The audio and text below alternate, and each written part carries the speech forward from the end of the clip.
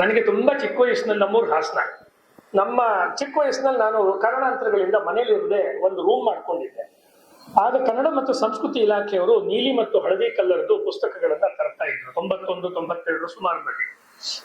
ಆ ಪುಸ್ತಕಗಳನ್ನ ಕೊಳ್ಳುವುದಕ್ಕೆ ನಂಗೆ ಆರ್ಥಿಕ ಚೈತನ್ಯ ಇರಲಿಲ್ಲ. 25 ರೂಪಾಯಿ ಪುಸ್ತಕ ಅಂತ ನನ್ನ ನೆನಪು. ಆಗ ಟ್ಯೂಷನ್ ಮಾಡಿ ಅದರಲ್ಲಿ ಬರುವಂತ ಹಣದಲ್ಲಿ ಅಷ್ಟಷ್ಟು ಹಣವನ್ನ ಸಂಗ್ರಹ ಮಾಡಿ ಬಾಬಾ ಸಾಹೇಬ್ರ ಅಷ್ಟೂ ಸಂಪುಟಗಳನ್ನ ಮೋಸ್ಟ್ಲಿ ನಮ್ಮೂರಿನಲ್ಲಿ ತಗೊಂಡಂತ ಮೊದಲನೇ ವ್ಯಕ್ತಿ ನಾನೇ. ವಿದ್ಯಾರ್ಥಿ ಪ್ರೊಫೆಸರ್ಗಳು ತಗೊಂಡಿರ್ಬೋದು, ಅವ್ರಿಗೆ ಸಂಬಳ ಬರ್ತಿರುತ್ತೆ, ನನಗೇನು ಸಂಬಳ ಇರಲಿಲ್ಲ. ಅಂದ್ರೆ ನನಗೆ ಪುಸ್ತಕ ಪ್ರೇಮವನ್ನು ಕಲಿಸಿದವರಲ್ಲಿ ಬಾಬಾ ಸಾಹೇಬರು ಬಹಳ ದೊಡ್ಡವರು. ಜಗತ್ನಲ್ಲಿ ತುಂಬಾ ಪುಸ್ತಕಗಳನ್ನು ಇಟ್ಕೊಂಡಿದ್ದವರು ಓಶೋ ರಜನೀಶ್. 1.5 ಲಕ್ಷ ಪುಸ್ತಕ ಇತ್ತು. ಅವರು ಬಾಬಾ ಸಾಹೇಬ್ರ ಬಗ್ಗೆ ಹೇಳಿರೋ ಮಾತುಗಳನ್ನು ನೀವೇ ಹುಡುಕಿ ಗೊತ್ತಾಗುತ್ತೆ. ಬಾಬಾ ಸಾಹೇಬರ ಸಂಗ್ರಹದಲ್ಲಿ 2.5 ಲಕ್ಷಕ್ಕಿಂತ ಹೆಚ್ಚಿನ ಪುಸ್ತಕ ಇತ್ತು. ಇರೋದು ದೊಡ್ಡದಲ್ಲ, ಅಷ್ಟು ಓದಿದ್ರು. ಮದನ್ ಮೋಹನ್ ಮಾಳವೀಯರು ಕೇಳ್ತಾರೆ, ಇನ್ನೊಂದ್ಸತಿ ಟಾಟಾ ಅವ್ರು ಕೇಳ್ತಾರೆ, ನಿಮ್ ಪುಸ್ತಕಗಳನ್ನು ಕೊಟ್ಬಿಡಿ, ನಾವು ಲೈಬ್ರರಿ ಇದ್ರಲ್ಲಿ ಇಟ್ಕೊಳ್ತೀವಿ, ಬನಾರಸ್ ಹಿಂದೂ ಯೂನಿವರ್ಸಿಟಿಲಿ ಇರ್ತಾರೆ. ಕೊಡಲ್ಲ. ಅಕಸ್ಮಾತ್ ನನಗೇನಾದ್ರು ಕಣ್ಣು ಹೋಗ್ಬಿಟ್ಟು ನಾನು ಕುರುಡನಾಗ್ಬಿಟ್ರೆ ಆ ದಿನವನ್ನು ನಾನು ಜ್ಞಾಪಿಸ್ಕೊಳಕ್ಕೆ ಸಾಧ್ಯವಿಲ್ಲವಲ್ಲ ಅಂತ ಹೇಳಿ ಅವ್ರು ಕಣ್ಣೀರು ಗರೀತಾರೆ. To be a blind and not able to read a book which I cannot imagine ಅನ್ನೋದು ಅವ್ರ ಮಾತಿನ ಸಾರಾಂಶ. ಪುಸ್ತಕ ಸಂಸ್ಕೃತಿಗೆ ಬಹಳ ದೊಡ್ಡ ಕೊಡುಗೆಯನ್ನೇ ದೇಶದಲ್ಲಿ ಪುಸ್ತಕ ಸಂಸ್ಕೃತಿಯಿಂದಲೇ ಉಳಿಯುವಂಥದ್ದು. ನಾನು ತಿಂಗಳಿಗೆ 1000 ರೂಪಾಯಿನ ಪುಸ್ತಕವನ್ನ ಕೊಂಡ್ಕೊಂಡು ಓದುವವನಾಗಿ ಈ ಮಾತನ್ನು ಹೇಳಬಲ್ಲೆ. ನಾನು ಮೊನ್ನೆ ಕೂಡ 1.5 ಮೂಟೆ ಅಷ್ಟು ಓಶೋ ಅವ್ರ ಪುಸ್ತಕ ಹಿಂದಿ ಮತ್ತು ಇಂಗ್ಲಿಷ್ ತಗೊಂಡ್ಬಂದಿದ್ದೀನಿ. ಅಷ್ಟು ಓದ್ತೀನಿ. ಯಾಕೆ ಇದನ್ನ ವಿದ್ಯಾರ್ಥಿಗಳಿರುವಂತ ಕಾಲೇಜಲ್ಲಿ ಹೇಳ್ತಾ ಇದೀವಿ ಅಂದ್ರೆ, ನಾವು ರೀಲ್ಗಳಿಗೆ 2 ನಿಮಿಷದಿಂದ ಅಂಬೇಡ್ಕರ್ ಬಗ್ಗೆ ಮಾತನಾಡೋಣ, ಪಾಕಿಸ್ತಾನದ ಬಗ್ಗೆ ಮಾತಾಡೋಣ. ನಮ್ಮ ಪರಿಸ್ಥಿತಿ ಏನು ಅಲ್ವಾ? ಓದೋದನ್ನ ನಾವು ಕಲಿದೆ ಹೋದ್ರೆ ಅದು ಸುಶಿಕ್ಷಿತವಾದ, ಸದೃಢವಾದ, ಅಸ್ಪೃಶ್ಯತೆಯನ್ನು ಕಿತ್ತಾಕಿರುವಂತ ಸಮಾಜ ಆಗಕ್ಕೆ ಸಾಧ್ಯವೇ ಇಲ್ಲ. ಜ್ಞಾನವೇ ಆಧಾರ ಒಂದು ಸಮಾಜಕ್ಕೆ. ಇದನ್ನ ನಮ್ಮ ಕಾಲದಲ್ಲಿ ಹೇಳಿಕೊಟ್ಟಂತಹ ಅತ್ಯಂತ ಜ್ಞಾನದ ಶ್ರೇಷ್ಠ ಸ್ವರೂಪರಾದ ಋಷಿ ಬಾಬಾ ಸಾಹೇಬ್ ಅಂಬೇಡ್ಕರ್. ಇದು ನನಗೆ ಅನಿಸಿರೋ ಮಾತು. ಬುದ್ಧ ಪೂರ್ಣಿಮೆ ನಿನ್ನೆ ಆಗಿದೆ. ಇವತ್ತು ನಾವು ಬಾಬಾ ಸಾಹೇಬರ ಬಗ್ಗೆ ಮಾತನಾಡ್ತಿರೋದು ಬಹಳ ಒಳ್ಳೆಯ ಸಮಯವನ್ನ ಕಾಲೇಜಿನವರು ಆಯ್ಕೆ ಮಾಡಿದ್ದೀರ. ಎರಡಕ್ಕೂ ಹೊಂದಾಣಿಕೆ. ನಮ್ಮ ನಡಿಗೆ ಬುದ್ಧನ ಕಡೆಗೆ ಅಂತ ಅವ್ರು ಏನು ಮಾಡಿದ್ರು ದೀಕ್ಷಾ ಭೂಮಿನಲ್ಲಿ, ಬಹಳ ಇದು ಸಮ್ಯಕ್ ಆಗಿರುವಂಥದ್ದು, ಬಹಳ ಸರಿಯಾಗಿರುವಂಥದ್ದು. ಅದನ್ನ ಅವ್ರು ಮಾಡಿದ್ದು ಅವ್ರ ಜೀವನದ ಕೊನೆಯ ಒಂದು ಘಟ್ಟದಲ್ಲಿ ಒಂದು ದೊಡ್ಡ ಸಂದೇಶವನ್ನ ಕೊಟ್ಟರು ಅವರು. ಅದರ ಮುಂಚೆ ಹಲವಾರು ಪುಸ್ತಕಗಳನ್ನ ಅವ್ರು ಬರೆದಿದ್ದಾರೆ. ನಾವು ಆ ಪುಸ್ತಕಗಳನ್ನ ಕೊಂಡ್ಕೋಬೇಕು. ಸಾಧ್ಯವಾದ್ರೆ ಇಂಗ್ಲಿಷ್ ನಲ್ಲೇ ಓದಬೇಕು. ಅವರ ಬ್ಯೂಟಿ ಅವ್ರು ಹೇಳ್ತಿದ್ರು, ಪ್ರೊಫೆಸರ್ ಮಾತಾಡ್ತಾ, ತುಂಬಾ ಅದ್ಭುತವಾದ ಭಾಷೆ. ಅವರ ಲಾಜಿಕ್ ಎಲ್ಲೂ ತಪ್ಪಲ್ಲ, ಗುರಿ ತಪ್ಪದೇ ಇರುವಂತ ಮಾತು. ಇದುವರೆಗೂ ಕೂಡ ಅಂಬೇಡ್ಕರ್ ಅವರ ಬರವಣಿಗೆನಲ್ಲಿ, ಬಾಬಾ ಸಾಹೇಬ್ರ ಬರವಣಿಗೆಯಲ್ಲಿ ಇಂತಿಂತ ತಪ್ಪುಗಳಿವೆ ಅಂತ ತೋರಿಸ್ಕೊಟ್ಟಿದ್ದನ್ನ ನಾನು ಲಕ್ಷಾಂತರ ಪುಸ್ತಕ ಓದಿದ್ದೀನಿ, ನಾನಂತೂ ನೋಡಿಲ್ಲ. ಇದ್ರೆ ಯಾರು ಹೇಳ್ಬೋದು ಅಂದ್ರೆ, ಇದು ನಾಳೆ ರೆಕಾರ್ಡಿಂಗ್ ಆಗಿ ಎಲ್ಲರೂ ಪ್ರಸಾರ ಆದ್ರೆ ಹೇಳ್ಬೋದು ಯಾರು ಬೇಕಾದ್ರೆ. ಅವ್ರ ಕಾಲದಲ್ಲಿ ಏನು ಅಂಕಿಅಂಶಗಳಿತ್ತು ಅದನ್ನು ಕೊಟ್ಟಿರ್ತಾರೆ.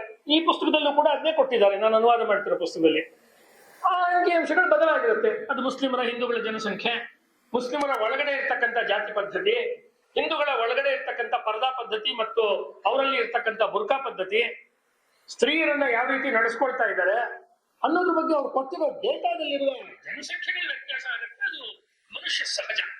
ಮತ್ತು ಸೆಕೆಂಡ್ ವರ್ಲ್ಡ್ ವಾರ್ ನಡೆಯೋ ಟೈಮ್ನಲ್ಲಿ ಪುಸ್ತಕ ಬರೆದಿದ್ರಿಂದ ಸೆಕೆಂಡ್ ವರ್ಲ್ಡ್ ವಾರ್ ಆದ್ಮೇಲೆ ಸಾಕಷ್ಟು ಭೂಮಟ್ಟನೇ ಬದಲಾಗೋಯ್ತು.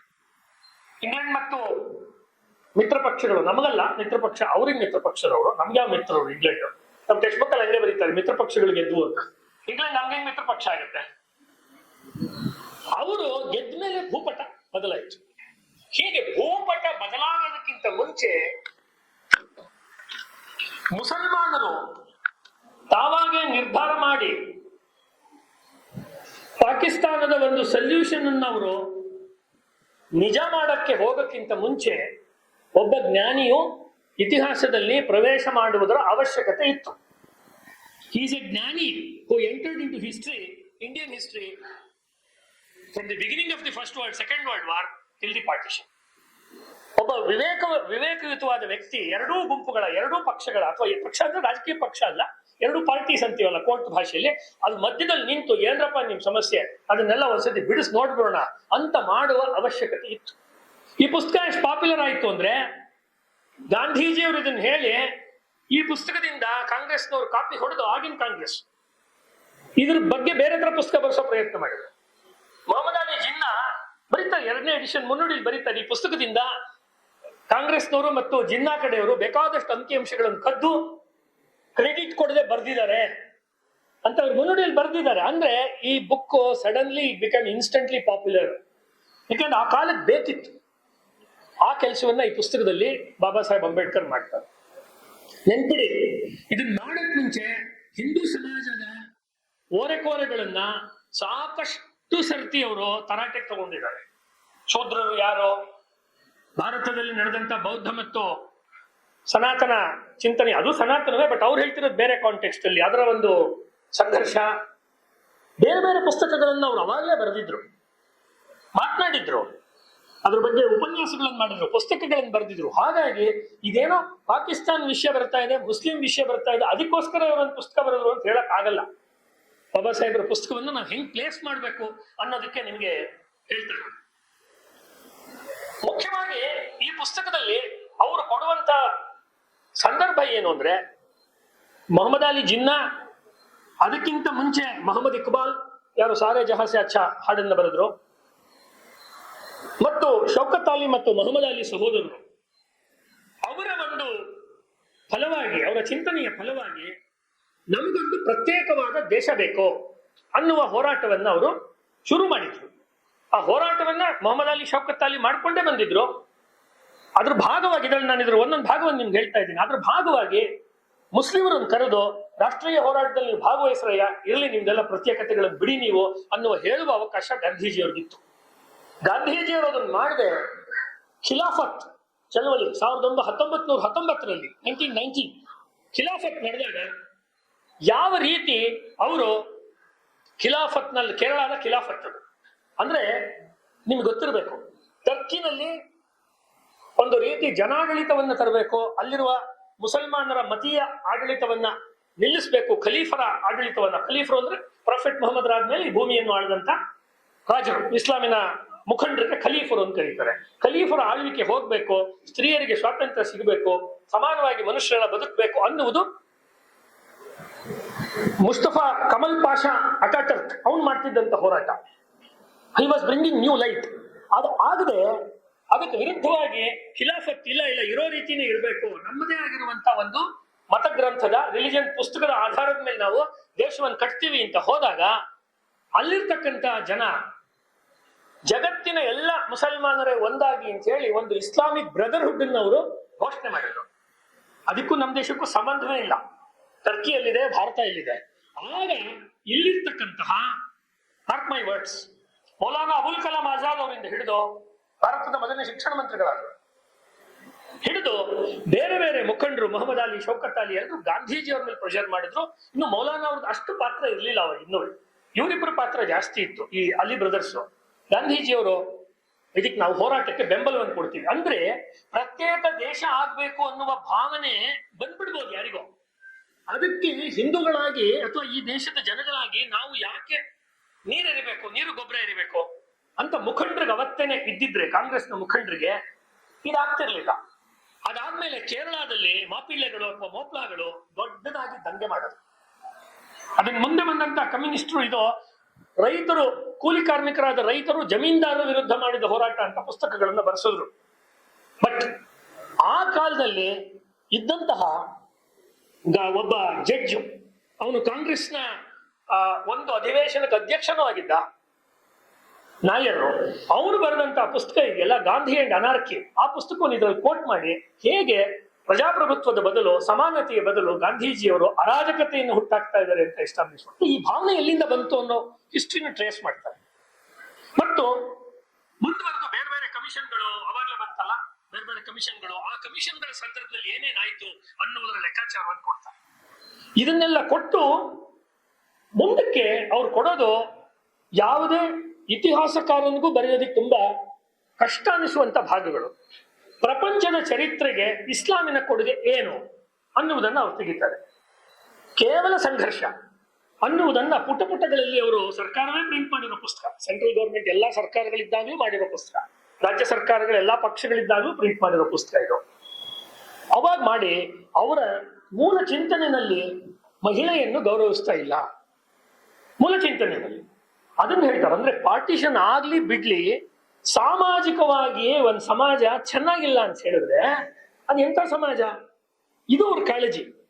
ಪ್ರಜಾಪ್ರಭುತ್ವವೇ ಬಂದ್ರುವೆ, ರಾಜಕೀಯ ಪ್ರಜಾಪ್ರಭುತ್ವ ಬಂದು ಎಲ್ಲರಿಗೂ ವೋಟಿಂಗ್ ಹಕ್ಕು ಬಂದ್ರೆ ಏನ್ ಪ್ರಯೋಜನ? ಸಾಮಾಜಿಕವಾದಂತ ಪ್ರಜಾಪ್ರಭುತ್ವ ಬರಬೇಕು ಅನ್ನೋದು ಅವ್ರ ಕನಸು. We got political democracy, but we have to get the social democracy. ಎಲ್ಲರಿಗೂ ನಿಜವಾದ ಸ್ಥಾನಮಾನಗಳು ಸಿಗಬೇಕು, ಸುಮ್ಮನೆ ಪೇಪರ್ ಮೇಲೆ ಸಿಗುವಂತದ್ದಲ್ಲ. ಇದನ್ನ ಮಾಡ್ಬೇಕಾದ್ರೆ ಮಹಿಳೆಯರ ಪರಿಸ್ಥಿತಿ ಹೇಗಿದೆ ಅಂತ ರಾಜಪೂತರ ಸಮಾಜದಲ್ಲಿ ಇರ್ತಕ್ಕಂತಹ ಮಹಿಳೆಯರ ಪರಿಸ್ಥಿತಿಯನ್ನ, ಅವರಲ್ಲಿ ಇರ್ತಕ್ಕಂಥ ಪರದಾ ಪದ್ಧತಿಯನ್ನ, ಇಲ್ಲಿರ್ತಕ್ಕಂಥ ಬುರ್ಕಾ ಪದ್ಧತಿಯನ್ನ, ಮತ್ತು ಗಂಡಸರು ಇಸ್ಲಾಂನಲ್ಲಿ 4 ಮದುವೆಗಳನ್ನ ಮಾಡ್ಕೊಳ್ಳೋದನ್ನ ಅವರು ಉಲ್ಲೇಖ ಮಾಡ್ತಾರೆ. ಮಹಮ್ಮದೀಯನೊಬ್ಬ 4ಕ್ಕಿಂತ ಹೆಚ್ಚು ಮದುವೆಯಾಗಿಯೂ ಕಾನೂನಿನ ಚೌಕಟ್ಟಿನೊಳಗೂ ಉಳಿಯಬಹುದಾದ ಮತ್ತೊಂದು ವರ್ಗವೂ ಇದೆ, ಅದೇ ವೇಶ್ಯರೊಡನೆ ವಾಸಿಸುವಂತೆ.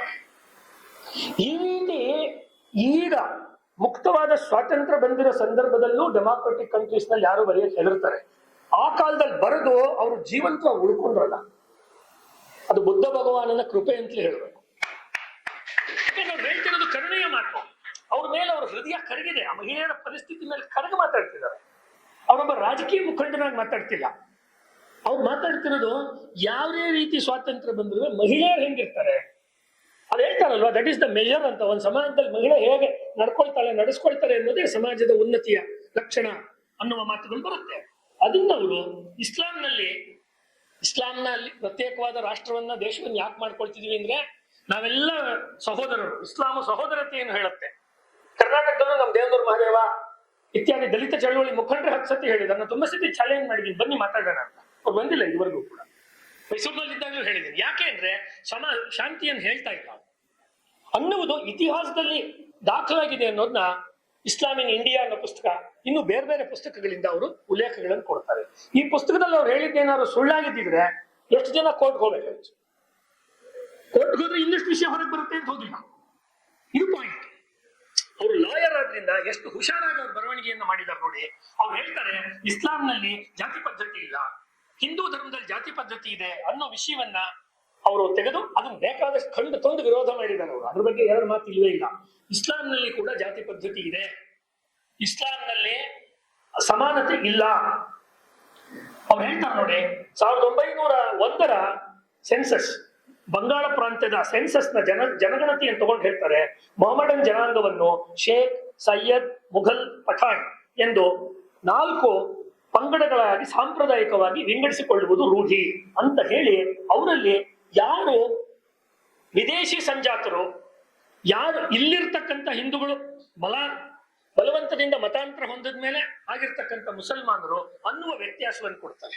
ಅಂದ್ರೆ ಯಾರು ಶ್ರೀಮಂತಿಕೆಯ ಮತ್ತು ಉತ್ತಮವಾದಂತಹ ಉದ್ಯೋಗಗಳನ್ನು ಮಾಡ್ತಾ ಇದ್ದಾರೆ, ಬಿಸ್ನೆಸ್ ಗಳನ್ನು ಮಾಡ್ತಿದ್ದಾರೆ, ಯಾರು ಸಾಮಾನ್ಯವಾದ ಜಾಬ್ಗಳನ್ನು ಮಾಡ್ತಿದ್ದಾರೆ ಅನ್ನುವುದನ್ನು ಕೊಡುವಾಗ ಸೈಯದರು, ಶೇಖರು, ಪಠಾಣರು, ಮೊಘಲರು, ಮಲ್ಲಿಕರು, ಮಿರ್ಜಾಗಳು ಇವರೆಲ್ಲ ಉತ್ತಮ ವರ್ಗ ಇಸ್ಲಾಂನಲ್ಲಿ. ಅಜ್ಲಾಫ್ ಅಥವಾ ಕೆಳದರ್ಜೆಯ ಮಹಮ್ಮದೀಯರು ಅಂದ್ರೆ ಶೇಖ್ಗಳು, ಬೇಸಾಯಗಾರರು. ಆಮೇಲೆ ಅವರೊಳಗಡೆ ಪಿರೇಯಿಗಳು, ಫಕ್ರಾಯಿಗಳು, ದರ್ಜಿಗಳು, ಜೊಲಾಥಾಗಳು, ಫಕೀರ್ಗಳು, ರಂಗ್ರೇಜ್ಗಳು, ಬರ್ಹಿ, ಬಾತಿಯಾರ, ಚಿಕ್, ಚೂರಿಹಾರ್ ಹೇಳ್ತಾ ಹೋಗ್ಬೋದು ಪಟ್ಟಿ. ಅಂದ್ರೆ what kind of A great sociologist he was. ಇದೊಂದು ಅಕಾಡೆಮಿಕ್ ಕಾಲೇಜ್ ಆದ್ರಿಂದ ಹೇಳ್ತಾ ಇರೋದು. ಎಷ್ಟು ಉತ್ತಮವಾದ ಸಮಾಜಶಾಸ್ತ್ರಜ್ಞರಾಗಿ ಸಮಾಜವನ್ನ ಬಿಡಿಸಿ ಬಿಡಿಸಿ ಇಡುತ್ತಾರೆ. ಅಂದ್ರೆ ಇನ್ನೊಬ್ಬರನ್ನು ನಾವು ಒಪ್ಕೊಳ್ಳಲ್ಲ, ನಮ್ಮ ಒಳಗಡೆ ಇರ್ತಕ್ಕಂತಹ ಒಂದು ಬಂಧುತ್ವವನ್ನು ನಾವು ಬಿಟ್ಕೊಳ್ಳಲ್ಲ ಅಂದಾಗ ಆ ಬಂಧುತ್ವದ ಸ್ವರೂಪ ಏನಾಗಿತ್ತು ಅನ್ನೋದನ್ನು ಅವರು ಅವರ ಬರವಣಿಗೆಯಲ್ಲಿ ಕೊಡ್ತಾರೆ. ಇದು ತುಂಬಾ ಇಂಪಾರ್ಟೆಂಟ್ ಆದಂತ ಅವರ ಮಾತು. ಇದೆಲ್ಲವನ್ನು ನಾನು ಅವ್ರು ಬರೆದಿರೋ ಮಾತುಗಳನ್ನೇ ಹೇಳ್ತಾ ಇದ್ದೀನಿ ಅಷ್ಟೇ, ಬೇರೆ ಇನ್ನೇನು ಇಲ್ಲಿ ಹೇಳುವಂತ ಸಂದರ್ಭವೂ ಇಲ್ಲ ಇವತ್ತು. ಮತ್ತು ಈ ಪುಸ್ತಕದಲ್ಲಿ ನೀವು ವಿದ್ಯಾರ್ಥಿಗಳಾಗಿ ಗಮನಿಸಬೇಕಾದ್ದು ಎಲ್ಲಾ ವಿಷಯಗಳಿಗೂ ಅಂಕಿಅಂಶಗಳನ್ನು ಕೊಡ್ತಾರೆ. He was A ಪ್ರಾಗ್ಮ್ಯಾಟಿಸ್ಟ್. ಪ್ರಾಗ್ಮ್ಯಾಟಿಸ್ಟ್ ಅಂದ್ರೆ ವಾಸ್ತವವಾದಿ, ಸತ್ಯಕ್ಕೆ ಮುಖವನ್ನು ಹಿಡಿಯೋದು, ಸತ್ಯಕ್ಕೆ ಬೆಳಕನ್ನು ಹಿಡಿಯೋದು. ಇದು ಹೀಗಿದೆ, ಸರಿ ತಪ್ಪು ಬೇರೆ ಹೀಗಿದೆ ಜಗತ್ತಲ್ಲಿ ಅನ್ನುವುದನ್ನ ಅವರು ಹೇಳ್ತಾರೆ. ವಿದೇಶಿ ಲೇಖಕರನ್ನು ಕೋಟ್ ಮಾಡ್ತಾರೆ. ಪರ್ಷಿಯನ್ ಭಾಷೆಯಲ್ಲಿ ಬರೆದಿರ್ತಕ್ಕಂಥ ಮೊಹಮ್ಮದ್ ಗಜ್ನಿ ಗೋರಿ ಕಾಲದ ಪುಸ್ತಕಗಳಿಂದ ಅವರು ಕೋಟ್ ಮಾಡ್ತಾರೆ. ಇದೆಲ್ಲವನ್ನು ಮಾಡಿ ಹಿಂದೂಗಳು ಬೇಡ ಅಂತ ಹೇಳ್ತಿದಾರಲ್ಲ ಇದನ್ನ ಯಾವ್ದನ್ನ ಪಾರ್ಟಿಷನ್ ಅನ್ನ ಅಂತ ಹೇಳುವಾಗ ಅವರು ಕಾಂಗ್ರೆಸ್ನಿಂದ ಅವ್ರಿಗೆ ವಾದ ಸಿಗಲ್ಲ. ಯಾಕೆ ಪಾರ್ಟಿಷನ್ ಬೇಡ, ಆಗ್ಲೇ ಮಹೇಶ್ ಜಿ ಹೇಳಿದ್ರು ಅದನ್ನ. ಪಾರ್ಟಿಷನ್ ಯಾಕೆ ಬೇಡ ಅನ್ನೋದಕ್ಕೆ ಒಂದು ರೊಬಸ್ಟ್ ಆದ ಒಂದು ಗಟ್ಟಿಯಾದ ವಾದ ಕಾಂಗ್ರೆಸ್ ಕಡೆ ಇಲ್ವೇ ಇಲ್ಲ. ಯಾಕೆಂದ್ರೆ ಪ್ರಾರಂಭದಿಂದ ಅವರು ಒಂದು ರೀತಿ ಪ್ರತ್ಯೇಕತಾವಾದಕ್ಕೆ ಅವರು ಪೋಷಣೆಯನ್ನು ಮಾಡ್ಕೊಂಡು ಬಂದಿದ್ದಾರೆ. ಈ ಕಾಂಗ್ರೆಸ್ ಅಲ್ಲ, ಗಾಂಧೀಜಿ ನೆಹರು ಆ ಕಾಲದ ಕಾಂಗ್ರೆಸ್ ಮಾಡ್ಕೊಂಡು ಬಂದಿದ್ದಾರೆ. ಹಾಗಾಗಿ ಹಿಂದೂ ಜನಗಳ ದೃಷ್ಟಿಕೋನವನ್ನು ಪ್ರತಿಪಾದಿಸೋದಕ್ಕೆ ಅವರು ಸಾವರ್ಕರ್ ಅವರ ವಿಚಾರವನ್ನು ತಗೊಳ್ತಾರೆ. ಅವ್ರೇನ್ ಸಾವರ್ಕರ್ ವಿಚಾರವಾದಿ ಅಲ್ಲ, ಇಬ್ರು ಮಹಾರಾಷ್ಟ್ರದವರು ಅಷ್ಟೇ. But A great mind recognises similar kind of mind ಅನ್ನೋದಕ್ಕೆ ಇದು ಉದಾಹರಣೆಯಾಗಿ ಸಿಗುತ್ತೆ. ಅವ್ರ ಪುಸ್ತಕದಿಂದ ಉದ್ದಕ್ಕೂ ವಾದಗಳನ್ನ ಕೋಟ್ ಮಾಡಿ ಭಾಯಿ ಪರಮಾನಂದ್ ಅವರ ಪುಸ್ತಕದಿಂದ ಕೋಟ್ ಮಾಡ್ತಾರೆ. ಸಾವರ್ಕರ್ ಅವರ ಬರವಣಿಗೆಗಳಿಂದ, ವಿಶೇಷವಾಗಿ ಅವರ ಹಿಂದೂ ಮಹಾಸಭಾದ ಅಧ್ಯಕ್ಷ ಭಾಷಣಗಳಿಂದ ಅವರು ಕೋಟ್ ಮಾಡ್ತಾರೆ. ಇದನ್ನು ಕೋಟ್ ಮಾಡಿದ್ಮೇಲೆ ಇಸ್ಲಾಮಿನ ಕಡೆಯಿಂದ ಮಜಾ ನೋಡಿ, ಅವರಿಗೆ ವಾದವನ್ನು ಮಂಡಿಸುವುದಕ್ಕೆ ಬೇಕಾಗುವ ನೇರ ಸಾವರ್ಕರ್ ತರದ ಒಂದು ಸಾಮಗ್ರಿ ಇಸ್ಲಾಂ ಕಡೆಯಿಂದ ಸಿಗಲ್ಲ. So has to put an extra effort. ಅವರು ಕೇಳಿರುವ, ಓದಿರುವ, ಆ ಕಾಲದ ಬಾಂಬೆನಲ್ಲೋ ಮಹಾರಾಷ್ಟ್ರದಲ್ಲೋ ದೇಶದಲ್ಲೋ ಏನೇನ್ ನಡೀತಾ ಇದೆ ಎನ್ನುವ ವಿಷಯಗಳನ್ನೆಲ್ಲ ತಗೊಂಡು ಒಂದು ಫಿಲಾಸಫಿಕಲಿ, ಒಂದು ತಾತ್ವಿಕವಾಗಿ ಇಸ್ಲಾಂ ಯಾಕೆ ಅಥವಾ ಮುಸ್ಲಿಮರು ಯಾಕೆ ಪಾಕಿಸ್ತಾನ ಬೇಕು ಅಂತ ವಾದ ಮಾಡ್ತಾ ಇದ್ದಾರೆ ಅನ್ನುವ ವಾದವನ್ನು ಮಂಡಿಸ್ತಾರೆ. ಅಂದ್ರೆ ಹಿಂದೂಗಳ ದೃಷ್ಟಿಕೋನವನ್ನು ಹೇಳ್ಬೇಕಾದ್ರೆ ಅವರು ಸಾವರ್ಕರ್ ಅವರ ವಿಚಾರವನ್ನ ಅವರೇ ಮುಖಂಡರು ಅಂತ ತಗೊಂಡು ಅವ್ರು ಹೇಳ್ತಾರೆ. ಅದರರ್ಥ ಹಿಂದೂಗಳ ಮುಖಂಡ ಸಾವರ್ಕರ್ ಅನ್ನುವುದನ್ನ ಇವರು ಒಪ್ಕೊಳ್ತಾ ಇದ್ದಾರೆ ಅಂತ ಬಾಬಾ ಸಾಹೇಬರು. ಮುಸಲ್ಮಾನರಲ್ಲಿ ಜಿನ್ನಾ ಇದ್ರು ಅಥವಾ ಇನ್ನೂ ಬೇರೆ ಬೇರೆಯವರು ಇದ್ರು. ಆದ್ರೆ ಅವ್ರ ಹತ್ರ ಅಲ್ಲಿ ಮಾಡಿರುವಂತ ಭಾಷಣಗಳು ಬಿಟ್ರೆ ಹೇಳ್ಕೊಳ್ಳುವಂತ ಒಂದು ಆರ್ಗ್ಯುಮೆಂಟ್ ಇರಲಿಲ್ಲ. ಜಿನ್ನಾ ಪಾರ್ಟಿಷನ್ ಟೈಮ್ನಲ್ಲಿ ಬೆಂಗಳೂರು ಬರಬೇಕು. ನಾನು 15 ವರ್ಷದ ಹಿಂದೆ ಜಿನ್ನಾ ಬಗ್ಗೆ ಪುಸ್ತಕ ಬರಬೇಕು. ಈಗ ಪಾರ್ಟಿಷನ್ ಪುಸ್ತಕವನ್ನು ಅನುವಾದ ಮಾಡ್ತಿದ್ದೀನಿ. ಈ ನಡುವೆ ಬಾಬಾ ಸಾಹೇಬ್ ಅಂಬೇಡ್ಕರ್ ಬಗ್ಗೆನೇ ಪ್ರತ್ಯೇಕವಾದ ಪುಸ್ತಕವನ್ನು ಬರೆದಿದ್ದೀನಿ. ಬಾಬಾ ಸಾಹೇಬ್ ಅಂಬೇಡ್ಕರ್ ನಿಮ್ಗೆ ತಿಳಿದಿರುವ ಎಷ್ಟೋ ಸಂಗತಿಗಳು ಅಂತ ಅಲ್ಲಿ ಇದನ್ನು ಕೊಟ್ಟಿದ್ದೀನಿ. ಶಾಂತಿಯನ್ನ ನಾವು ಇಟ್ಕೋಬೇಕು ಅಂತ ಹೇಳಿದ್ರೆ ನಮ್ಮ ಜಾತಿ, ನಮ್ಮ ಪಂಥ, ನಮ್ಮ ನಂಬಿಕೆ, ನಮ್ಮ ಗ್ರಂಥಗಳು ಅದನ್ನು ದಾಟಿ ನಾವು ರಾಷ್ಟ್ರೀಯ ಮನೋಭಾವವನ್ನು ಬೆಳೆಸ್ಕೋಬೇಕು. ನಾವೆಲ್ಲರೂ ಈ ದೇಶದವರು, ಇದು ನಮ್ಮ ನೆಲ, ನಮ್ಮ ಮದರ್ಲ್ಯಾಂಡ್ ಅನ್ನುವ ಭಾವನೆಯನ್ನು ಇಟ್ಕೊಳ್ಬೇಕು. ಇದು ಸಾಧ್ಯವಾಗ್ತಾ ಇಲ್ಲ, ಹಿಂದೂಗಳು ಮತ್ತು ಮುಸಲ್ಮಾನರ ನಡುವೆ ಇದು ಸಾಧ್ಯವಾಗ್ತಾ ಇಲ್ಲ ಅನ್ನುವ ಅಂಶವನ್ನ ಅವರು ಮತ್ತೆ ಮತ್ತೆ ಅವರ ಬರವಣಿಗೆನಲ್ಲಿ ಹೇಳ್ತಾರೆ.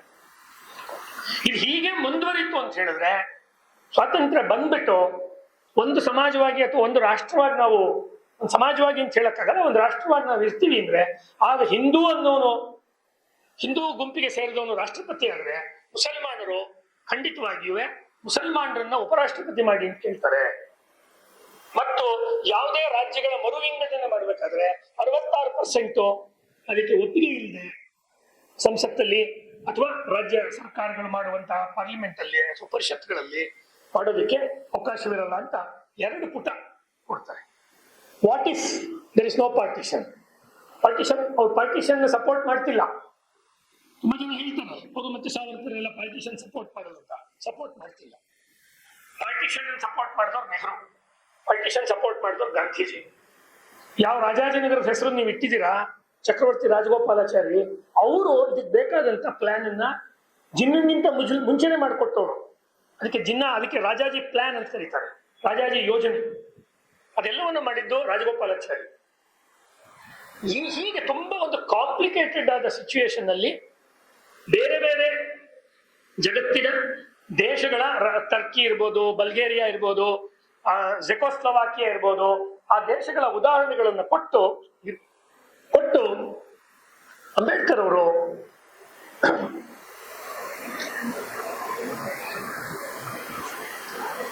ಇದು ಸರಿ ಇಲ್ಲ ಆಗೋದು.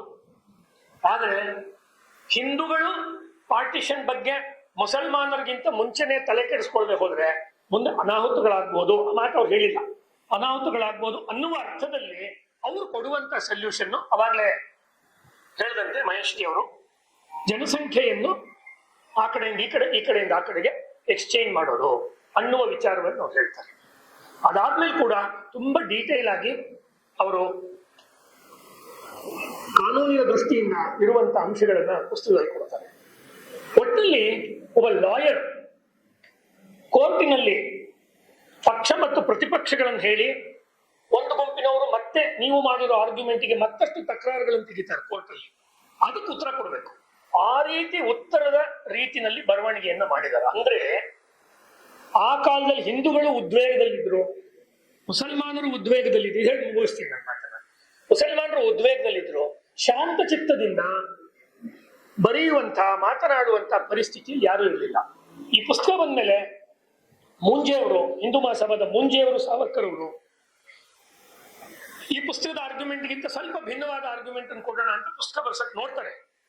ಸಾಧ್ಯ ಆಗಲ್ಲ, ಅದು ಎಫರ್ಟ್ ಆಗಲ್ಲ. ಅಂದ್ರೆ this is the only intelligent argument available on the issue of partition. ಅಂದ್ರೆ ದೇಶ ವಿಭಜನೆಗೆ ಸಂಬಂಧಪಟ್ಟಂತೆ ಲೇಖನಗಳನ್ನು ಎಷ್ಟು ಜನ ಬೇಕಾದ್ರೂ ಬರೆದಿರ್ಬೋದು. ಇಡೀ ಗಂಭೀರವಾಗಿ ಇಡೀ ಒಂದು ಪುಸ್ತಕ ಆ ಸಬ್ಜೆಕ್ಟ್ ಮೇಲೆ ಮುಂಚೆನೇ ಬರೀತಾರೆ. ಇದು ಯಾವ ದೃಷ್ಟಿಯಿಂದ ಹೇಳ್ತಿದ್ದಾರೆ ಅಂದ್ರೆ, ಈ ದೇಶ ಒಂದೇ ರೀತಿ ಇರುವಂತ ರಾಷ್ಟ್ರ ನಾಯಕರನ್ನ ಒಪ್ಕೊಳ್ಬೇಕು.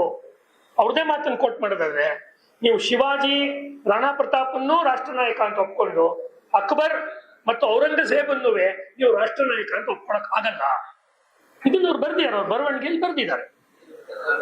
ಮತ್ತು ರಾಜಾ ದಾಹಿರ್ ಅವನ ಕಾಲದಲ್ಲಿ ಗುಜರಾತಿನ ಭಾಗದಲ್ಲಿ ಏನೇನಾಯ್ತು ಅನ್ನುವ ಉಲ್ಲೇಖವನ್ನು ಅವರು ಕೊಡ್ತಾರೆ. ಇಷ್ಟೆಲ್ಲ ಕೊಟ್ಮೇಲೆ ಒಂದ್ ಅಂಶ ಹೇಳ್ಬೇಕು, ಇಂಟ್ರೆಸ್ಟಿಂಗು. ನನಗೂ ಅದು ಗಮನಕ್ಕೆ ಬಂದಿರಲಿಲ್ಲ, ಅನುವಾದ ಮಾಡುವಾಗ ಗೊತ್ತಾಯ್ತು. ಮುಂದೆ ಫಜಲ್ ಅಲಿ ಕಮಿಟಿ ಆಯ್ತು ಸ್ವಾತಂತ್ರ್ಯ ಬಂದ್ಮೇಲೆ, ಭಾಷಾವಾರು ರಾಜ್ಯಗಳನ್ನು ಮಾಡಿದ್ರು. ಆ ಫಜಲ್ ಅಲಿ ಕಮಿಟಿ ಅವ್ರು ಮಾಡಕ್ ಮುಂಚೆ ಅದಕ್ಕೆ ಬೇಕಾದ ಸೀಡ್ ಥಾಟ್, ಮೂಲ ಕಲ್ಪನೆ, ಭಾಷಾವಾರು ಪ್ರಾಂತವನ್ನ ಐಡಿಯಾ ಕೊಟ್ಟವ್ರು ಗಾಂಧೀಜಿ. ಇದನ್ನ ಬರೀತಾರೆ ಪುಸ್ತಕದಲ್ಲಿ. ಭಾಷಾವಾರು ಪ್ರಾಂತಗಳ ಜನಕ ಗಾಂಧೀಜಿ ಅನ್ನುವ ಪಾಯಿಂಟ್ ಅನ್ನು ಕೊಡ್ತಾರೆ. ಅಂದ್ರೆ ಎಂತ ಸ್ಟಾರ್ಟ್ಲಿಂಗ್ ಇನ್ಸೈಟ್ಸ್ ಇದೆ ಇದರಲ್ಲಿ ಅಂದ್ರೆ, ಪುಸ್ತಕದ ಬರವಣಿಗೆಯ ಕಂಟೆಂಟ್ಗೆ ಓದ್ಬೇಕು ನೀವು, ಪುಸ್ತಕದ ಆರ್ಗ್ಯುಮೆಂಟ್ಗೂ ಓದ್ಬೇಕು, ಅವಾಗಲೇ ಹೇಳಿದಂತೆ ಪುಸ್ತಕದ ಲ್ಯಾಂಗ್ವೇಜ್ಗೂ ಓದ್ಬೇಕು.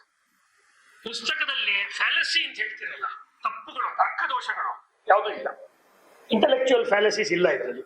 ಈ ರೀತಿ ಪುಸ್ತಕವನ್ನ ಬಾಬಾ ಸಾಹೇಬ್ ಅಂಬೇಡ್ಕರ್ ಅವರು ಬರೆದಿರೋದು ಒಬ್ಬ ಮಿಲಿಟರಿ ತಜ್ಞರಾಗಿ. ಪ್ರಪಂಚದ ಬೇರೆ ಬೇರೆ ದೇಶಗಳ ಜಾಗ್ರಫಿ ಗೊತ್ತಿತ್ತು, ಬೇರೆ ಬೇರೆ ದೇಶಗಳ ಮಿಲಿಟರಿ ವಿಜ್ಞಾನ ಗೊತ್ತಿತ್ತು, ಮಿಲಿಟರಿ ಸೈನ್ಸ್ ಗೊತ್ತಿತ್ತು. ಸುಮ್ಮನೆ ಮನೇಲಿ ಕೂತ್ಕೊಂಡು ಅಥವಾ ಲೈಬ್ರರಿ ಕೂತ್ಕೊಂಡು ಬರೆದವರಲ್ಲ ಅವರು. ದೇಶಗಳನ್ನು ಸುತ್ತಿದ್ರು, ಲಕ್ಷಾಂತರ ಪುಸ್ತಕಗಳನ್ನು ಕೊಂಡ್ಕೊಂಡು ಓದಿದ್ರು. ಅದೆಲ್ಲದರ ಫಲಿತಾಂಶವಾಗಿ ಈ ಪುಸ್ತಕವನ್ನು ಯಾಕೆ ಬರೆದ್ರು ಅಂದ್ರೆ, ಪಾರ್ಟಿಷನ್ ಅನ್ನು ತಪ್ಸಕ್ ಆಗತ್ತಾ ಅನ್ನೋದೇ ಅವ್ರ ಪ್ರಯತ್ನ ಇತ್ತು. ಅಕಸ್ಮಾತ್ ಆಗಲ್ಲ ಅಂದ್ರೆ ಮುಂದೆ ಆಯ್ತಲ್ಲ ರ್ಯಾಡ್ಕ್ಲಿಫ್ ಪ್ಲಾನ್ ಅಂತ ಆಯ್ತು 46ರಲ್ಲಿ. ಅದರ ಕಾರಣದಿಂದ ಜನಸಂಖ್ಯೆ ಎಕ್ಸ್ಚೇಂಜ್ ಆಗದೆ, ಪಾಪ್ಯುಲೇಷನ್ ಎಕ್ಸ್ಚೇಂಜ್ ಆಗದೆ ಗೆರೆ ಕುಯ್ದು ಬಿಟ್ರು. ಇದು ಭಾರತ, ಇದು ಪಾಕಿಸ್ತಾನ ಅಂತ. ಅರ್ಧ ಹೊಲ ಇಲ್ಲಿದೆ, ಅರ್ಧ ಹೊಲ ಆ ಕಡೆ ಇದೆ. ಚಿಕ್ಕಪ್ಪನ ಮನೆ ಈ ಕಡೆ ಇದೆ, ದೊಡ್ಡಪ್ಪನ ಮನೆ ಆ ಕಡೆ ಇದೆ. ಹಿಂದೂಗಳು ಮುಸಲ್ಮಾನರು ಇಬ್ರಿಗೂ ನಾನು ಹೇಳ್ತೀನಿ, ಇಟ್ ವಾಸ್ ಎ ಶಾಕ್. 6 ತಿಂಗಳಲ್ಲಿ ಇದನ್ನ ಮಾಡಿ ಮುಗಿಸ್ಬೇಕು ಅಂತ ಮೌಂಟ್ ಬ್ಯಾಟನ್, ರ್ಯಾಡ್ಕ್ಲಿಫ್ ಎಲ್ಲ ಕೂತ್ರು. ಆಗ್ಲೂ ಬಾರ್ಗೈನ್ ಮಾಡಿ, ಏನ್ ಅರ್ಜೆಂಟು, ನೀವು ಇಲ್ಲಿಂದ ತೊಲಗಿ, 2 ವರ್ಷ ಆದ್ಮೇಲೆ ನಿಧಾನಕ್ಕೆ ಮಾಡ್ಕೊಂತೀವಿ, ನಮ್ ಜೊತೆ ಅಂಬೇಡ್ಕರ್ ಇದ್ದಾರೆ, ಸಾವರ್ಕರ್ ಇದ್ದಾರೆ, ಅಥವಾ ಕಾಂಗ್ರೆಸ್ನಲ್ಲಿ ಇನ್ನೂ ಬೇರೆ ಬೇರೆ ಮುಖಂಡರಿದ್ದಾರೆ, ನಾವೆಲ್ಲ ಕೂತ್ ಬಗೆಹರಿಸ್ಕೊಳ್ತೀವಿ ಅಂತ ಕಳಿಸ್ಲಿಲ್ಲ. ಜಗತ್ತಿನ ಯಾವ ಇತಿಹಾಸದಲ್ಲೂ ಅಖಂಡ ದೇಶಕ್ಕೋಸ್ಕರ ಹೋರಾಟ ಮಾಡಿ ತುಂಡಾದ ದೇಶವನ್ನು ತೆಗೆದುಕೊಂಡಿರೋ ಉದಾಹರಣೆ ಇಲ್ಲ, ಎಲ್ಲೂ ಇಲ್ಲ. We fought for an united India and we got a partitioned India because of the political fools. ಆ ಕಾಲದಲ್ಲಿ ಇದ್ದವರು ದೊಡ್ಡ ದೊಡ್ಡ ರಾಜಕೀಯ ಮುಖಂಡರು ಅಂತ ಹೇಳ್ಕೊಂಡ್ರು, ಅಂತಾರಾಷ್ಟ್ರೀಯ ರಾಜಕೀಯ ಗೊತ್ತಿರಲಿಲ್ಲ, ಇಸ್ಲಾಂನ ನಿಜವಾದ ಮುಖ ಗೊತ್ತಿರಲಿಲ್ಲ, ಮನುಷ್ಯ ಸ್ವಭಾವ ಗೊತ್ತಿರಲಿಲ್ಲ. ಬೇಸಿಕಲಿ ಜಿನ್ನಾ ಮನೆಗೆ ಗಾಂಧೀಜಿ 17 ಸತಿ ಹೋಗ್ತಾರೆ. ಬಾಬಾ ಸಾಹೇಬ್ ಅಂಬೇಡ್ಕರ್ ಪೂನಾ ಪ್ಯಾಕ್ಟ್ ಆಗುವಾಗ ಅವ್ರನ್ನ ಮೀಟ್ ಮಾಡ್ತಾರೆ. ಗಾಂಧೀಜಿ ಅವ್ರು ಹೇಳೋ ಮಾತು, ನನಗೆ ಎಷ್ಟು ಎಕ್ಸ್ಪೀರಿಯನ್ಸ್ ಇದೆಯೋ ನಿಂಗೆ ಇನ್ನೂ ಅಷ್ಟು ವಯಸ್ಸಾಗಿಲ್ಲ, ಒಬ್ಬರ ಜೊತೆ ಮಾತನಾಡೋ ರೀತಿ ಅದಲ್ಲ. ಅವಾಗಲೇ ಅವ್ರು ಹೇಳುವಂಥದ್ದು, ನನಗೆ ತಾಯ್ನೆಲವೇ ಇಲ್ಲ ಅನ್ನೋ ಮಾತನ್ನು ಹೇಳ್ತಾರೆ. ಯಾವಾಗ ಇವರು ಅಸ್ಪೃಶ್ಯತೆಯ ವಿಷಯವನ್ನ ತೆಗೆದುಕೊಂಡು ಇಷ್ಟು ದೊಡ್ಡ ದೊಡ್ಡ ಹೋರಾಟಗಳನ್ನು ಮಾಡ್ತಾರೆ. ಮಹಾಡ್ಕೆರೆ ಹೋರಾಟ, ಕಳಾರಾಮ್ ದೇವಸ್ಥಾನದ ಹೋರಾಟ ಎಲ್ಲ ಮಾಡಿದ್ದು ಹಿಂದೂ ಸಮಾಜವಂತಿದ್ದಕ್ಕೆ. ಅದು ಆದಾಗ ಮುಂದೆ ಕಾಂಗ್ರೆಸ್ ಅಸ್ಪೃಶ್ಯತೆಯ ಒಂದು ಆಚರಣೆಯನ್ನು ವಿರೋಧ ಮಾಡಬೇಕು ಅಂತ ಸುಮ್ಮನೆ ಒಂದು ಲಿಪ್ ಸಿಂಪತಿ ತರ ತನ್ನ ನಿಲುವಿನಲ್ಲಿ ತೆಗೆದುಕೊಳ್ಳುತ್ತೆ. ಈ ಪುಸ್ತಕ ಯಾಕೆ ಇಂಪಾರ್ಟೆಂಟ್ ಅಂದ್ರೆ, ಈಗ ಪಹಲ್ಗಾವ್ ದಾಳಿ ಆದ್ಮೇಲೆ ನಡೀತಿರ್ತಕ್ಕಂಥ ಯುದ್ಧ, ಮಧ್ಯದಲ್ಲಿ ಇರ್ತಕ್ಕಂಥ ಸೀಸ್ ಫೈರ್, ಇದನ್ನ ನಾವು ನಂಬೋರಲ್ಲ. ನೀವೊಂದು ನಾಯಿಗೆ ಅದ್ರ ಬಾಲಕ್ಕೆ ನೀವು ಎಷ್ಟೇ ನೀವು ಕೋಲ್ ಕಟ್ಟಿದ್ರು ಅದು ಬಿಚ್ಚಿದ ತಕ್ಷಣ ಮತ್ತೆ ಅದು ತನ್ನ ಬಾಲವನ್ನು ಅಲ್ಲಾಡ್ಸೇ ಅನ್ಸುತ್ತೆ. ಪಾಕಿಸ್ತಾನ ಹುಟ್ಟಿರೋದೇ ದ್ವೇಷದ ಮೇಲಾದ್ರಿಂದ ಅಲ್ಲಿ ಅಗ್ರಿಕಲ್ಚರ್ ಇಲ್ಲ, ಅಲ್ಲಿ ಇಂಡಸ್ಟ್ರಿ ಇಲ್ಲ, ಅಲ್ಲಿರೋ ಮಕ್ಕಳಿಗೆ ಎಜುಕೇಶನ್ ಇಲ್ಲ, ಡೆಮಾಕ್ರಸಿ ಬಿಡಿ ಪ್ರಶ್ನೆನೇ ಇಲ್ಲ ಅಲ್ಲಿ. ಅಂದ್ರೆ ನಮ್ಮ ಒಂದು ವಿಚಾರದ ಮೇಲೆ ನಾವು ದೇಶ ಕಟ್ಕೊಳ್ತೀವಿ ಅಂತ ಹೋಗಿ ಅವು ಯಾಕೆ ನೆಮ್ಮದಿಯಾಗಿಲ್ಲ ಅಂತ ಹೇಳಿದ್ರೆ ಸಮಸ್ಯೆಗಳು ಏನು ಆ ವಿಚಾರದಲ್ಲಿ ಅಥವಾ ಆ ರೀತಿ ಒಂದು ಪದ್ಧತಿಲಿ ಅಂತ ಅಂಬೇಡ್ಕರ್ ಅವರು ತೋರಿಸ್ಕೊಳ್ತಾರೆ. ಯಾಕೆ ಈ ಪುಸ್ತಕ ಬರುತ್ತೆ ಅಂದ್ರೆ, ಮುಂದೆ ಭಾರತದ ನೆಲದಲ್ಲಿ ಎಂದೆಂದೂ ಇನ್ನೊಂದು ಪಾಕಿಸ್ತಾನ ತಲೆ ಎತ್ತಬಾರದು ಅನ್ನುವ ಕಾರಣಕ್ಕೆ ನೀವು ಈ ಪುಸ್ತಕ ಓದಿ. No more Pakistan, okay back. Pakistan occupied Kashmir ನಮಗೆ ವಾಪಸ್ ಬೇಕು. ಸಾಧ್ಯವಾದ್ರೆ ನಾನು ಹೇಳ್ತಾ ಇದ್ದೀನಿ, ಮೊದಲಿಂದ ಹೇಳ್ತಾ ಇದ್ದೀನಿ, ಇನ್ನು 10 ವರ್ಷಕ್ಕೆ ಪಾಕಿಸ್ತಾನ ಇರಲ್ಲ, ಪೂರ್ತಿ ನಿರ್ನಾಮ ಆಗುತ್ತೆ. ಆ ದಿನಾನು ಬರ್ತದೆ. ಯಾಕೆಂದ್ರೆ ಅನ್ಯಾಯದ ಮೇಲೆ ಭಾರತದ ಸ್ವಾತಂತ್ರ್ಯಕ್ಕೋಸ್ಕರ ಹೋರಾಟ ಮಾಡಿದ ಅಶ್ಫಾಕ್ ಉಲ್ಲಾ ಖಾನ್ ಏನಕ್ಕೆ ಹೋರಾಟ ಮಾಡಿದ? ಪಾಕಿಸ್ತಾನಕ್ಕೆ ಮಾಡಿದ ಇಲ್ವಲ್ಲ. ಸಮಾಜವಾದಿಗಳಾಗಿದ್ದ ಮೆಹರ್ ಅಲಿ, ಅಸಫ್ ಅಲಿ ಹೋರಾಟ ಮಾಡಿದ ಏನಕ್ಕೋಸ್ಕರ? ಭಾರತಕ್ಕೋಸ್ಕರ, ಪಾಕಿಸ್ತಾನಕ್ಕೋಸ್ಕರ. ಸ್ವಾತಂತ್ರ್ಯ ಹೋರಾಟದಲ್ಲಿ ಮೊಹಮ್ಮದ್ ಅಲಿ ಜಿನ್ನ ಪಾತ್ರ ಏನು? ಜೈಲ್ಗೆ ಹೋಗಿದ್ದು ಒಂದು ಉದಾಹರಣೆ ಇದೆಯಾ? ಮೊಹಮ್ಮದ್ ಅಲಿ ಜಿನ್ನ ಪಾಕಿಸ್ತಾನ ಇದಕ್ಕೋಸ್ಕರ. ಪಾಕಿಸ್ತಾನಕ್ಕೆ ಹೋರಾಟಕ್ಕೂ ಆತ ಜೈಲ್ಗೆ ಹೋಗ್ಲಿಲ್ಲ, ಭಾರತದ ಹೋರಾಟಕ್ಕೂ ಜೈಲ್ಗೆ ಹೋಗ್ಲಿಲ್ಲ, ಅಲ್ಲಿ ಮೊದಲನೇ ರಾಷ್ಟ್ರಪತಿ ಆಗಿ. ಇದ್ರ ಹಿಂದೆ ಎಂಥ ಪ್ರತ್ಯೇಕತಾವಾದಿ ಬೀಜವನ್ನ ಅವರು ಭಾರತದ ಸಂದರ್ಭದಲ್ಲಿ ಬಿಟ್ಟರು. 1857 ನಲ್ಲಿ ಹಿಂದೂ ಮುಸ್ಲಿಮರು ಒಟ್ಟಿಗೆ ಹೋರಾಟ ಮಾಡಿದ್ರು, ಮೊಘಲರ ವಿರುದ್ಧ, ಬ್ರಿಟಿಷರ ವಿರುದ್ಧ. ಬಹದ್ದೂರ್ ಶಾ ಜಫರ್ ಅವನನ್ನೇ ನಾಯಕನ್ ಮಾಡ್ಕೊಂಡು ಮಾಡಿದ್ರು. ಅದನ್ನು ಬರೀತಾರೆ ಅವರು. ಆ ಎಲ್ಲ ಉದಾಹರಣೆಗಳನ್ನು ಬರೆದು ಆ ಹಿಂದೆ ನಡೆದ ಹೋರಾಟಗಳು, ರಕ್ತಪಾತಗಳು ಹೀಲಾಗಿ ಹಿಂದೂ ಸಮಾಜ, ಮುಸ್ಲಿಂ ಸಮಾಜ ಒಂದಾಗುವ ದಿನಗಳು ಬರ್ತಿತ್ತೇನೋ. ಇಸ್ಲಾಮಿನ ಪ್ರತ್ಯೇಕತಾವಾದಿ ಧೋರಣೆ, ಕಾಂಗ್ರೆಸ್ನ ಒಂದು ನರದೌರ್ಬಲ್ಯದ ಒಂದು ವರ್ತನೆ ಮತ್ತು ಬ್ರಿಟಿಷರ ಒಂದು ಕುಟಿಲವಾದ ಒಂದು ಪೊಲಿಟಿಕ್ಸ್, ಈ 3 ಅಂಶಗಳನ್ನ ತುಂಬಾ ಸಮರ್ಥವಾಗಿ ಅವರದ್ರಲ್ಲಿ ಹೇಳ್ತಾರೆ. ಇನ್ನೊಂದು ಪಾಯಿಂಟ್ ಹೇಳ್ತಾರೆ, ಇಷ್ಟಾದ್ರೂ ಕೂಡ ಹಿಂದೂಗಳು ಉದ್ಧಾರ ಆಗಬೇಕಾದ ಪಾಯಿಂಟ್ ಏನಂದ್ರೆ, ನಿಧಾನಕ್ಕಾದ್ರೂ ಕೂಡ ಡೆಮಾಕ್ರಸಿ ಒಪ್ಕೋಬೇಕು ಅನ್ನೋ ಮಾತನ್ನ ಹೇಳ್ತಾರೆ ಈ ಪುಸ್ತಕದಲ್ಲಿ. ಅವ್ರು ಬರೀ ಮುಸ್ಲಿಂ ಬಗ್ಗೆ, ಬ್ರಿಟಿಷ್ ಬಗ್ಗೆ ಬರೆದಿದ್ದಾರೆ ಅಂತಲ್ಲ, ನಿಜವಾದ ಅರ್ಥದಲ್ಲಿ ಡೆಮಾಕ್ರಸಿಯನ್ನ ಒಪ್ಕೋಬೇಕು. ಅಂದ್ರೆ ಕಾಂಗ್ರೆಸ್ ಡೆಮಾಕ್ರಸಿಯನ್ನು ಒಪ್ಕೊಳ್ತಾ ಇಲ್ಲ, ನಮ್ಮ ದೇಶಕ್ಕೆ ಭವಿಷ್ಯ ಇರೋದು ಡೆಮಾಕ್ರಸಿನಲ್ಲಿ. ಈ ಪುಸ್ತಕದ ಸಂದೇಶ ಏನು? ಪಾಕಿಸ್ತಾನ ಆಗ್ಬಾರ್ದು, ಆದ್ರೆ ತಪ್ಪಿಸ್ಬೇಕು, ಅನಿವಾರ್ಯ ಆದ್ರೆ ಜನಸಂಖ್ಯೆಯನ್ನ ಆ ಕಾಲದಲ್ಲಿ ಅವ್ರು ಹೇಳಿದ್ದು ಎಕ್ಸ್ಚೇಂಜ್ ಮಾಡಬೇಕು ಮತ್ತು ಡೆಮಾಕ್ರಸಿಯನ್ನ ಈ ದೇಶದಲ್ಲಿ ಬೇರೂರಿಸಬೇಕು. ನಾನು ಮೊದಲನೇ ಮಾತು ಹೇಳಿದ್ದು ಡೆಮಾಕ್ರಸಿ ಬಗ್ಗೆ. ಆ ಡೆಮಾಕ್ರಸಿಯ ಸ್ಥಾಪನೆಗೋಸ್ಕರವೇ ಅವ್ರ ಕಾನ್ಸ್ಟಿಟ್ಯೂಷನ್ ಅನ್ನ ತಯಾರು ಮಾಡ್ತಾರೆ. ಹೀಗೆ ಅವ್ರ ಜೀವನದಲ್ಲಿ ಭಿನ್ನತೆ ಅಂತ ಇಲ್ಲವೇ ಇಲ್ಲ. ಒಂದು ಅಖಂಡ ಪ್ರವಾಹ, ಒಂದು ಅಖಂಡವಾದ ಪ್ರಜ್ಞೆಯ ಪ್ರವಾಹ ಅಂತ Ambedkar. There is no divisive consciousness in his mind. ಅವಾಗ ಒಂದು ಹೇಳಿದೆ, ಈ ಸಭೆಗೊಂದು ಹೇಳಿದೆ, ಆ ಸಭೆಗೊಂದು ಹೇಳಿದೆ, ಅಯ್ಯೋ ನನ್ನ ವಿಚಾರ ಚೇಂಜ್ ಆಯ್ತು. ಪ್ರಾರಂಭದಿಂದ ಕೊನೆ ತನಕ ಅವ್ರು ಒಂದನ್ನೇ ಹೇಳ್ತಾರೆ. ಇವಾಗ ಹೇಳಿ, ಅಂಬೇಡ್ಕರ್ ಎಷ್ಟು ರಾಷ್ಟ್ರಭಕ್ತರು, ಈ ರಾಷ್ಟ್ರವನ್ನು ಉಳಿಸಬೇಕು ಅಂತ ಬರೆದಿದ್ದ ಪುಸ್ತಕ. ಮತ್ತೆ ಈ ರಾಷ್ಟ್ರ ಸಂಕಟಕ್ಕೆ ಬಂದಾಗ ಮತ್ತೆ ಈ ಪುಸ್ತಕ ನಮಗೆ ಒಂದು ಜ್ಞಾನದ ಒಂದು ಬುತ್ತಿ ಆಗುತ್ತೆ, ಒಂದು ಜ್ಞಾನದ ಬೆಳಕಾಗುತ್ತೆ. ಹಾಗಾಗಿ ಇದು ಹಿಂದೆ ಆಗಿ ಹೋಗಿರುವ ಒಂದು ಘಟನೆಯ ಬಗ್ಗೆ ಬರೆದ ಚಾರಿತ್ರಿಕವಾದ ಪುಸ್ತಕ ಅಂತಲೂ ಓದಬಹುದು. ಈಗಲೂ ನಡೆಯುತ್ತಿರುವ, ಮುಂದೆ ಕೂಡ ನಡೆಯಬಹುದಾದ ಇಂಗ್ಲೆಂಡ್ ಅಲ್ಲಿ ಅಥವಾ ಫ್ರಾನ್ಸ್ ಅಲ್ಲಿ ನಡೀತಿರ್ತಕ್ಕಂಥ ಭಯೋತ್ಪಾದನಾ ಚಟುವಟಿಕೆಗಳು, ಆ ಹಿನ್ನೆಲೆಯಲ್ಲಿ ಅಂತಾರಾಷ್ಟ್ರೀಯ ಸಮುದಾಯಗಳಿಗೂ ಸಹಾಯಕವಾಗಬಹುದಾದ ಆಗುವ ಪುಸ್ತಕ ಬಾಬಾ ಸಾಹೇಬ್ ಅಂಬೇಡ್ಕರ್ ಬರೆದಿದ್ದು. ಈ ದೃಷ್ಟಿಯಿಂದ ಬಾಬಾ ಸಾಹೇಬ್ ಅಂಬೇಡ್ಕರ್ ನಮ್ಮ ಕಾಲದ ಒಬ್ಬರು ಋಷಿ.